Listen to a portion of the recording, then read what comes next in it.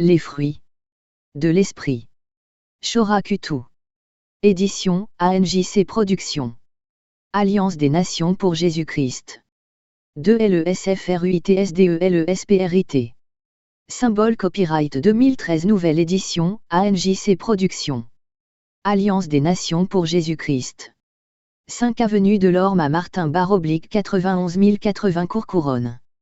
Téléphone, 00 33 1 60 79 14 65 / fax, 00 33 1 60 79 38 65. www.tv2vie.org. Tout droit de reproduction et de traduction réservé. ISBN 2-35194-019-8 dépôt légal, 3e trimestre 2013. Imprimé en France par Graphem / 77111 Soignol. 3. Sommaire. Introduction. Les prémices des fruits. 1. La fête des prémices. 2. Les fruits étaient amenés devant Dieu au temple. 3. Le Messie, les prémices de ceux qui sont morts. 4. Tous les chrétiens sont aussi des prémices. 5. Fruits de l'esprit, sentiments ou entrailles de Christ. 6. Conclusion. 2. Supériorité des fruits de l'esprit. Sur les dons spirituels. 3. Le figuier. 4. La vigne, Jésus, la joie. V. L'olivier, la paix. 6. Les autres fruits. 1. L'amour. 2. La patience. 3. La bonté. 4. La foi. 5. La maîtrise de soi. 6. La bienveillance ou la bénignité. 7. La sanctification, un autre fruit de l'esprit. 7. Comment faire pour porter du fruit. 8. La maturité des fruits. 9. Ce qui empêchait les fruits de se développer. X. Le jardin de Jésus-Christ. Conclusion. 5. 11. 11. 15. 17. 18. 20. 27. 29. 39. 45. 63. 79. 79. 85. 89. 90. 95. 105. 106. 111. 121. 143. 163. 173. 4 LESFRUITSDELESPRIT. Nota, les citations sont généralement empruntées à la version Osterwalder, Rive 1996, OST, sauf mention contraire. Les autres versions, s'il y a lieu, sont indiquées entre parenthèses. LSG = version Louis II, Rive 1910. NG = nouvelle édition de Genève, seconde révisée, 1998. SER = Bible seconde révisée, La Colombe, 1999. NBS = Nouvelle Bible seconde, 2002. SEM = Bible du Semeur, 2000, etc. 5. Introduction. Le premier couple de l'humanité, Adam et Ève, vivait dans le jardin d'Éden au milieu des arbres fruitiers. Ils mangeaient certainement tous les jours le fruit de l'arbre de vie et les premiers métiers de l'homme étaient l'agriculture, le jardinage et le gardiennage. Adam, le premier jardinier, devait s'occuper du jardin d'Éden dont le Dieu était propriétaire. Dans le passé, le terme jardinier désignait aussi bien ceux qui concevaient et entretenaient des jardins pour de riches propriétaires nobles ou bourgeois, que ceux qui produisaient des fruits et légumes pour l'approvisionnement des villes. Adam était aussi un grand agriculteur avant sa chute. L'agriculture trouve son origine en Mésopotamie, entre le Tigre et l'Euphrate, où Dieu plaça l'homme pour cultiver la terre, Genèse 2h15. Ainsi, Caïn, le fils aîné d'Adam et Ève, était laboureur, Genèse 4, 2. Cette activité continua avec le peuple d'Israël au point où Dieu ordonna la fête des moissons en demandant les premiers fruits de la terre. Exode 23, 16-19.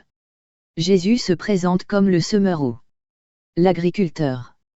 Dès la Genèse, Dieu se présente comme le jardinier. par excellence. Puis Dieu dit, que la terre produise de la verdure, de l'herbe portant de la semence, des arbres fruitiers donnant du fruit selon leur espèce et ayant en eux leur semence sur la terre. Et cela fut ainsi. La terre produisit de la verdure, de l'herbe portant de la semence selon son espèce, et des arbres donnant du fruit et ayant en eux leur semence selon leur espèce. Dieu vit que cela était bon. Genèse 1, 11-12. Dans la parabole des 4 terrains, Jésus est le semeur qui sème la parole le long du chemin, dans les endroits pierreux, parmi les épines et dans la bonne terre. Matthieu 13, 1-9. CLESFRUITSDELESPRIT. Selon cette parabole, seulement un quart de chrétiens portent des fruits qui viennent à maturité. Dans la Bible, les arbres et les plantes ont en général une valeur symbolique.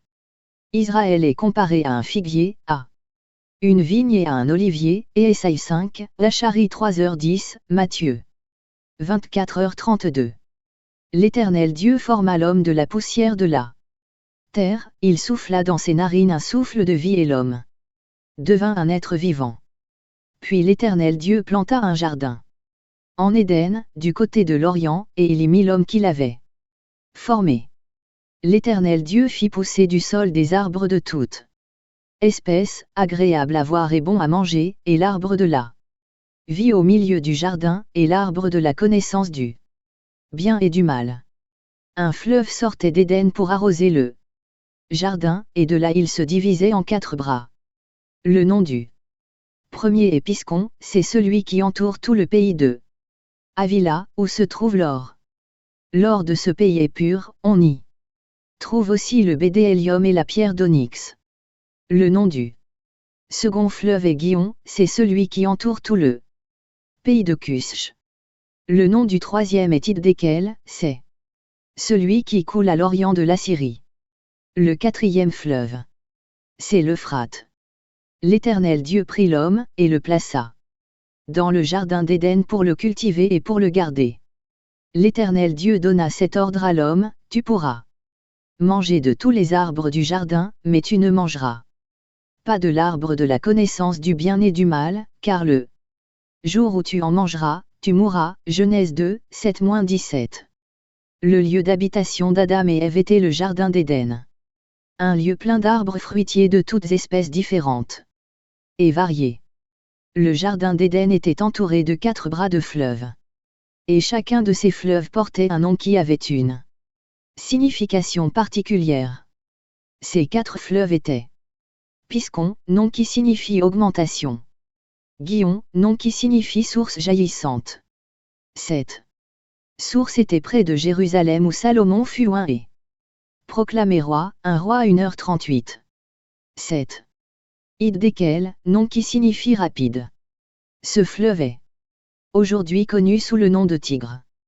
L'Euphrate, nom qui signifie fertilité.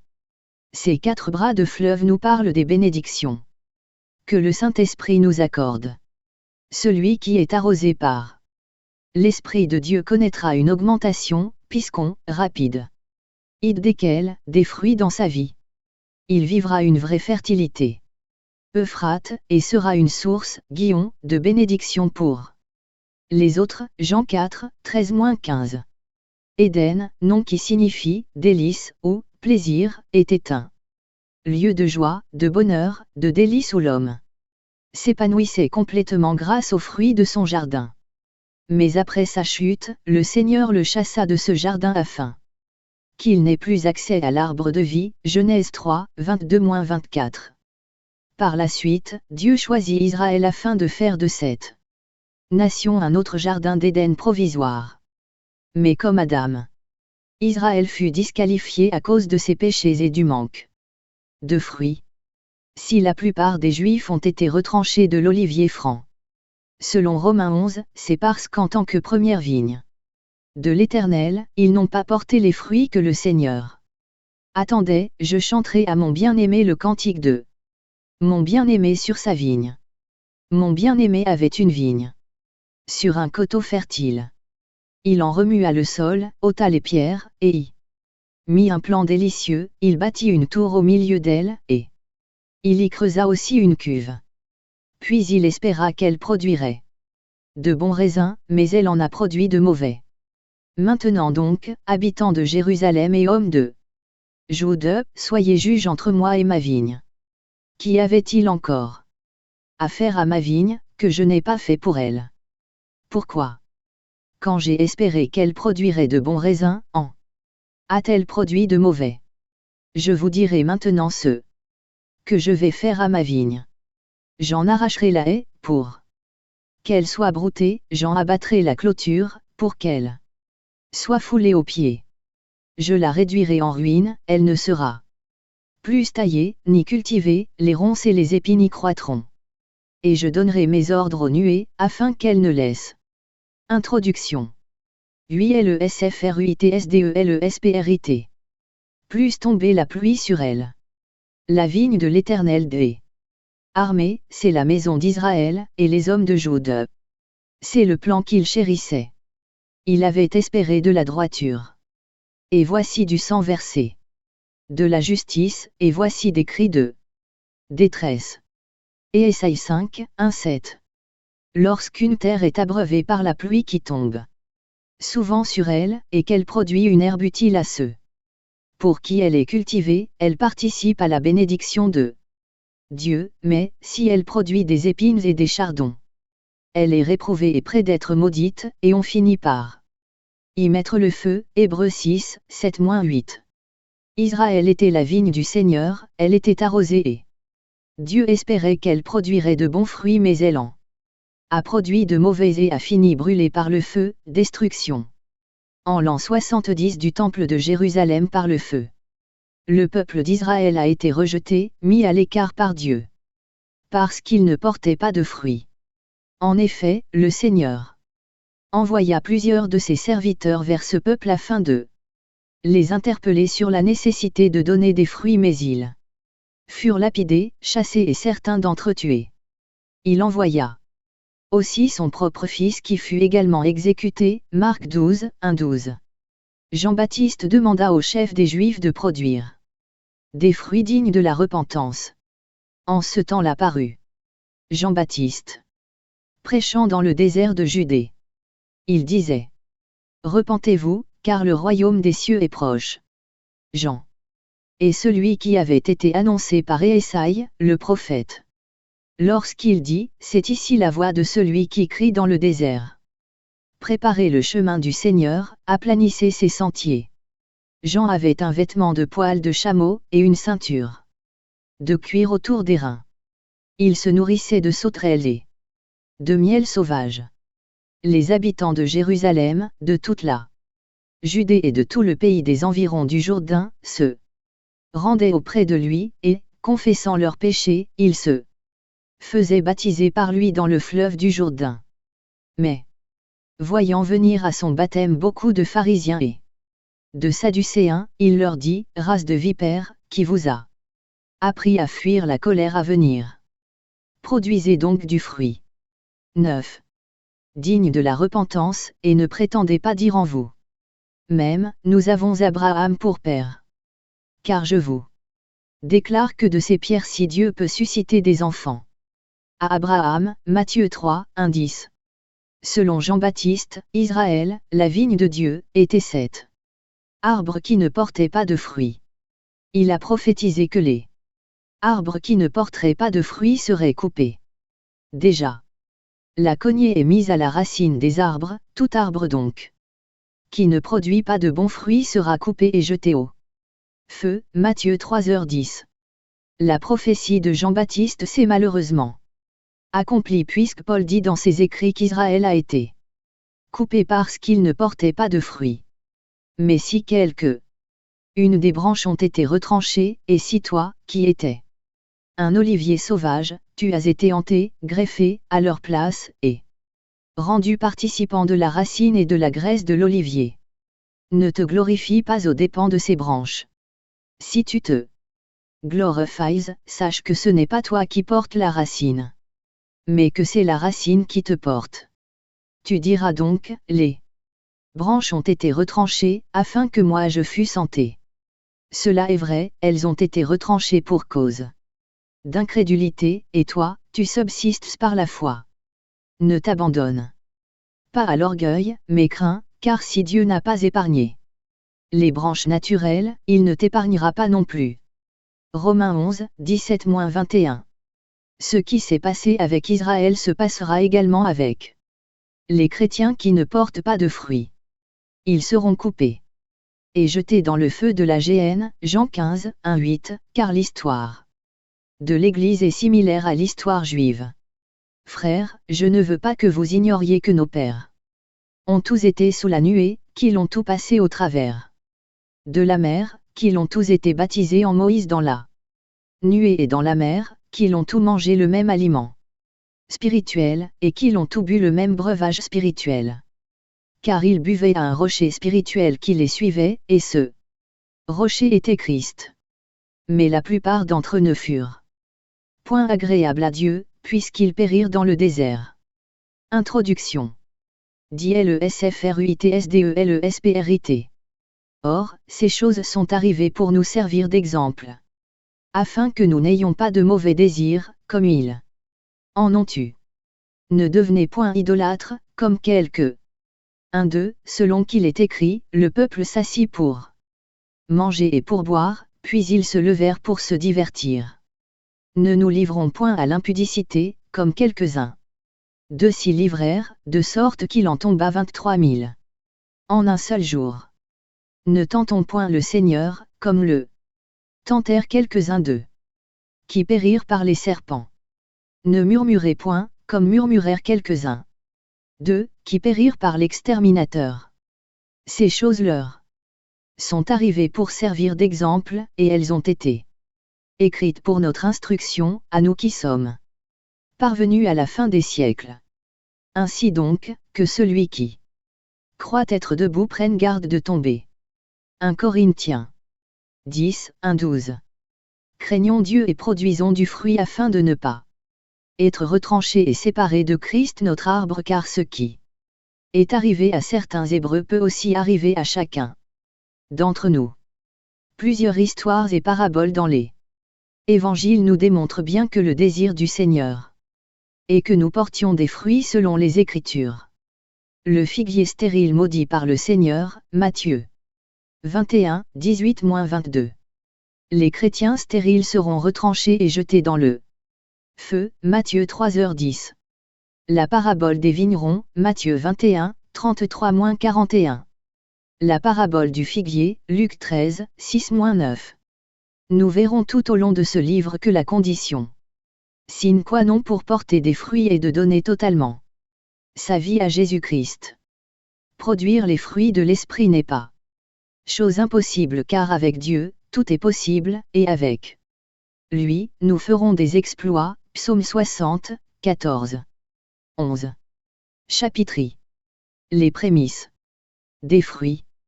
Dès le début de la marche d'Israël avec l'Éternel des armées, la Bible nous enseigne combien Dieu accorde de l'importance aux fruits, puisqu'il a été jusqu'à établir une fête pour la récolte, la fête des prémices.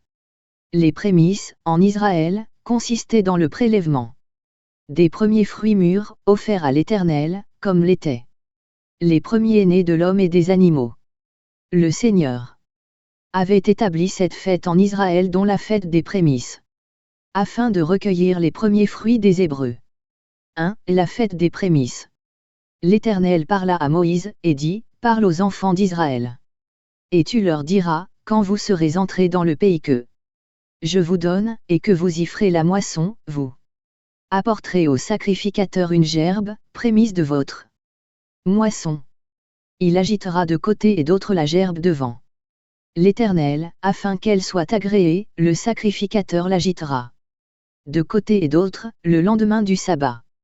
Le jour où vous agiterez la gerbe, vous offrirez en holocauste à l'Éternel un agneau d'un âne sans défaut, vous y joindrez une offrande de 2/10 de fleur de farine pétrie à l'huile, comme offrande consumée par le feu, d'une agréable odeur à l'Éternel, et vous ferez une libation d'un quart de 1 de vin. Vous ne mangerez ni pain, ni épirotis ou broyé. jusqu'au jour même où vous apporterez l'offrande à votre Dieu. C'est une loi perpétuelle pour vos descendants, dans tous les lieux où vous habiterez, Lévitique 23, 9-14. Cette fête est la préfiguration de la résurrection de notre Seigneur Jésus-Christ et des chrétiens qui sont les prémices de Dieu, 1 Corinthiens 15h20.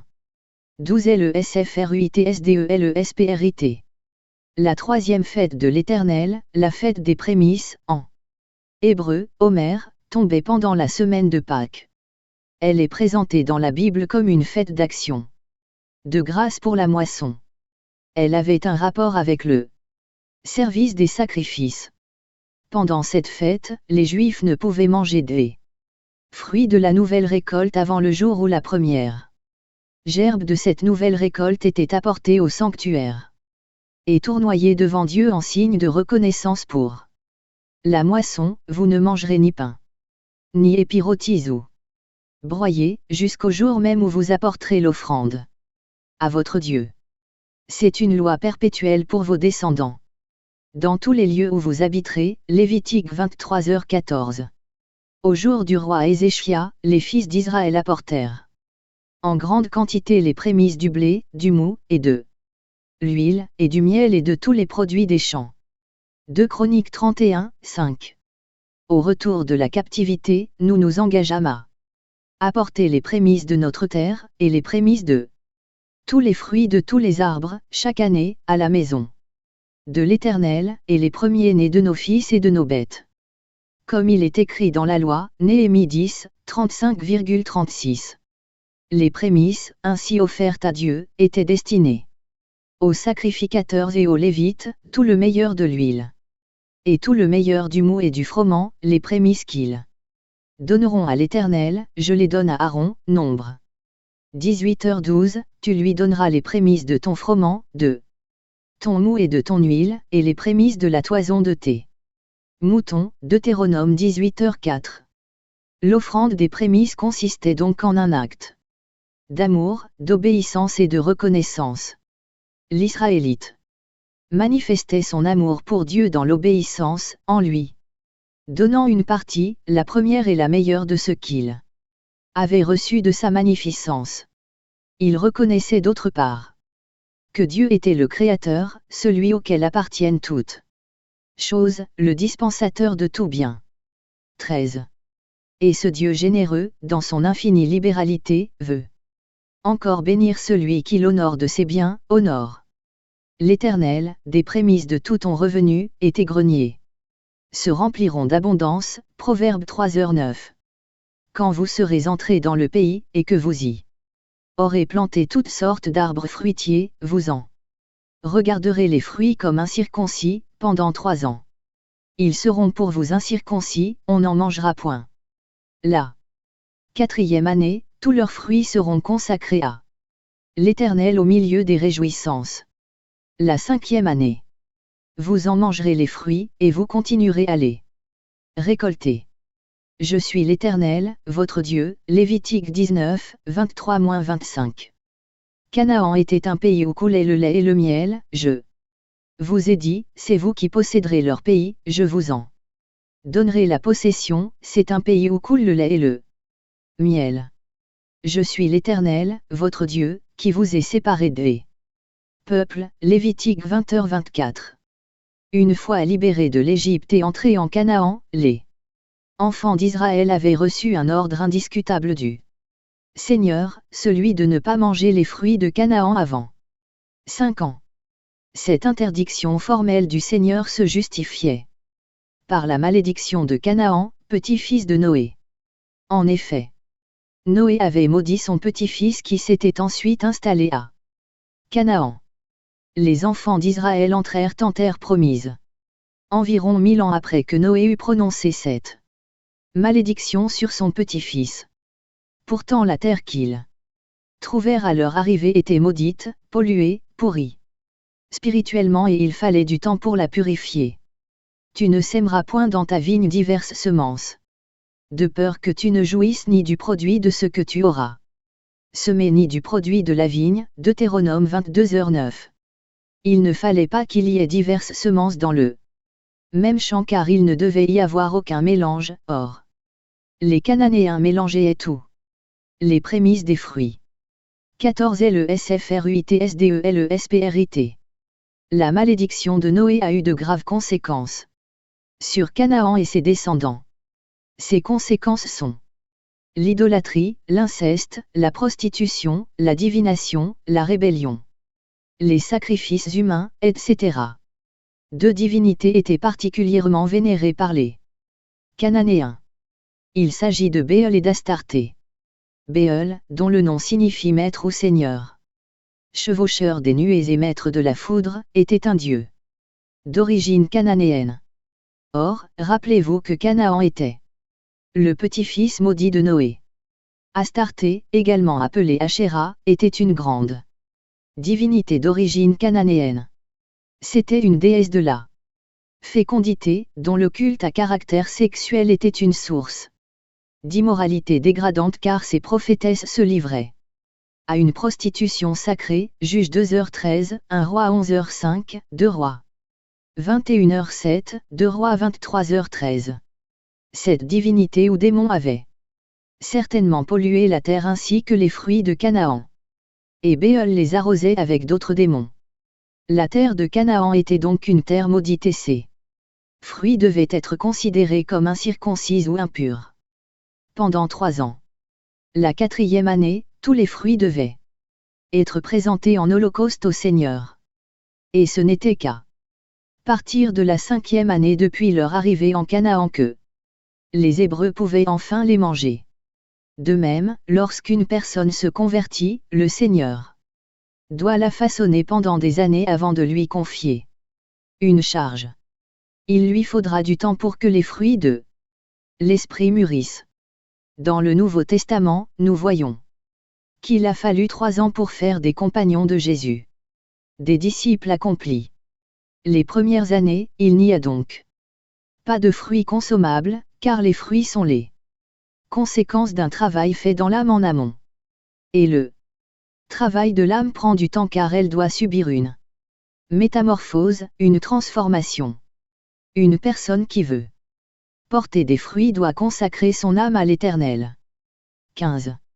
Les prémices prescrites dans l'Ancien Testament étaient les fruits de la terre, réservés pour Dieu, tant à l'état naturel qu'à l'état préparé. Tu ne différeras point de m'offrir les prémices de ta moisson et de ta vendange. Exode 22h29.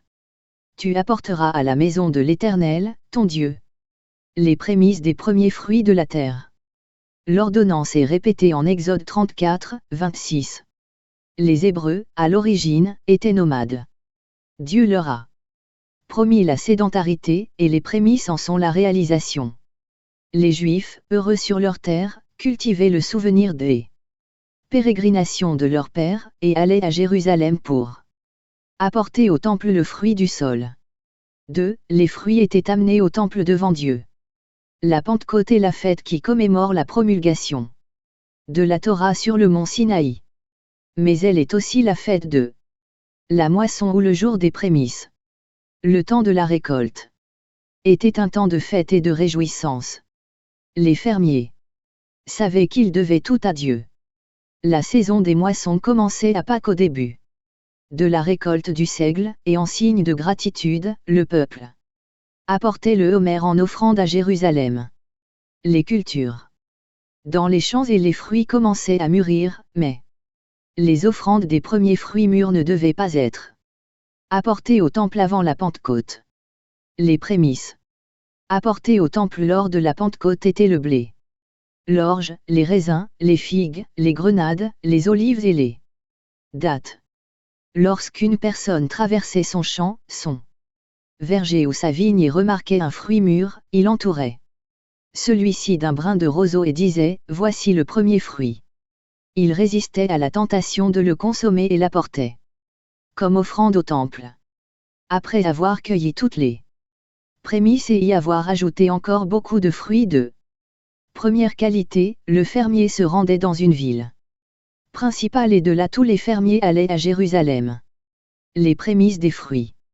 16 LESFRUITSDELESPRIT. Les fermiers qui habitaient près de Jérusalem apportaient des fruits frais, mais ceux qui venaient de loin n'apportaient des fruits séchés. Les fruits étaient transportés dans des paniers décorés. Plus les pèlerins s'approchaient de la ville sainte, plus leur nombre allait en croissant. Les sacrificateurs qui travaillaient dans le temple venaient à leur rencontre et disaient, « Frères, hommes de telle ville, soyez les bienvenus. » Arrivés au mont du temple, chacun prenait son panier sur l'épaule et récitait la déclaration, « Et il nous a amenés dans cette contrée où coule le lait et le miel et il nous l'a donné. Et maintenant, vois, j'apporte les premiers fruits que toi, Seigneur, tu m'as donnés. » Il laissait alors son panier sur le côté de l'autel, s'inclinait et sortait. Après cette grande cérémonie, Jérusalem devenait une ville de gaieté et de joie. Lorsque tu seras entré dans le pays que l'Éternel, ton Dieu, te donne pour héritage, lorsque tu le posséderas et y seras établi, tu prendras des prémices de tous les fruits que tu retireras du sol dans le pays que l'Éternel, ton Dieu, te donne, tu les mettras dans une corbeille, et tu iras au lieu que choisira l'Éternel, ton Dieu, pour y faire résider son nom. Tu te présenteras au sacrificateur alors en fonction, et tu lui diras, « Je déclare aujourd'hui à l'Éternel, ton Dieu, que je suis entré dans le pays que l'Éternel a juré à nos pères de nous donner. » Le sacrificateur recevra la corbeille de ta main, et la déposera devant l'autel de l'Éternel, ton Dieu. Tu prendras encore la parole, et tu diras, « Devant l'Éternel, ton Dieu, mon père était un Araméen nomade, il descendit en Égypte avec peu de gens, et il y fixa son séjour. Là, il devint une nation grande, puissante et nombreuse. Les Égyptiens nous maltraitèrent et nous opprimèrent, et ils nous soumirent à une dure servitude. Nous criâmes à l'Éternel, le Dieu de nos pères. L'Éternel entendit notre voix, et il vit notre oppression, nos peines et nos misères. Et l'Éternel nous fit sortir d'Égypte, à main forte et à bras étendus, avec des prodiges de terreur, avec 17 des signes et des miracles. Il nous a conduits dans ce lieu. Et il nous a donné ce pays, pays où coule le lait et le miel. Maintenant voici, j'apporte les prémices des fruits du sol que tu m'as donnés, ô Éternel. Tu les déposeras devant l'Éternel, ton Dieu, et tu te prosterneras devant l'Éternel, ton Dieu. Puis tu te réjouiras, avec le Lévite et avec l'étranger qui sera au milieu de toi, pour tous les biens que l'Éternel, ton Dieu, t'a donnés, à toi et à ta maison. Deutéronome 26, 1-11. Aujourd'hui, ce sont les fruits de l'Esprit que le Seigneur veut que nous lui apportions. Il demande que nous lui donnions nos cœurs, source de toutes choses. 3. Le Messie. Les prémices de ceux qui sont morts. Les premiers fruits que les Juifs apportaient au Seigneur préfiguraient la mort et la résurrection du Seigneur Jésus Christ. Or, si l'on prêche que Christ est ressuscité des morts, comment quelques-uns parmi vous disent-ils qu'il n'y a point de résurrection des morts? S'il n'y a point de résurrection des morts, Christ non plus n'est pas ressuscité. Et si Christ n'est pas ressuscité, notre prédication est donc vaine, et votre foi aussi est vaine. Il se trouve même que nous sommes de faux témoins à l'égard de Dieu, puisque nous avons témoigné contre Dieu qu'il a ressuscité Christ, tandis qu'il ne l'aurait pas ressuscité, si les morts ne ressuscitent point. Car si les morts ne ressuscitent point, Christ non plus n'est pas ressuscité. Et si Christ n'est pas ressuscité, votre foi est vaine, vous êtes encore dans vos péchés, et par conséquent, aussi ceux qui sont morts en Christ sont perdus. Si c'est dans cette vie seulement que nous espérons en Christ, nous sommes les plus malheureux de tous les hommes. Mais maintenant, Christ est ressuscité des morts, il est les prémices de ceux qui sont morts. Car, puisque la mort est venue par un homme, c'est aussi par un homme qu'est venue la résurrection des morts. Et comme tous meurent en Adam, de même aussi tous revivront en Christ, mais les prémices des fruits. 18 LESFRUITSDELESPRIT chacun dans son rang. Christ comme prémisse, puis ceux qui appartiennent à Christ, lors de son avènement. 1 Corinthiens 15, 12-23. Jésus est le premier fruit qui a fleuri, ressuscité, après 3 jours passés dans le royaume de la mort. C'est la raison pour laquelle les Écritures disent qu'il est le premier-né d'entre les morts, 2 est la tête du corps de l'Église, il est le commencement, le premier-né d'entre les morts, afin d'être en tout le premier, Colossiens 1h18. Le Seigneur Jésus est le premier homme à être ressuscité avec un corps glorieux qui n'est pas soumis aux problèmes que connaissent les hommes, c'est-à-dire, la maladie, la faim, la fatigue, la mort, etc. La mort est considérée comme l'ensemencement, Jean 12h24, et la résurrection comme la floraison. 4. Tous les chrétiens sont aussi des prémices. En tant que disciples de Christ, tous les chrétiens sont des prémices par rapport au reste des hommes. Il nous a engendrés selon sa volonté, par la parole de vérité, afin que nous soyons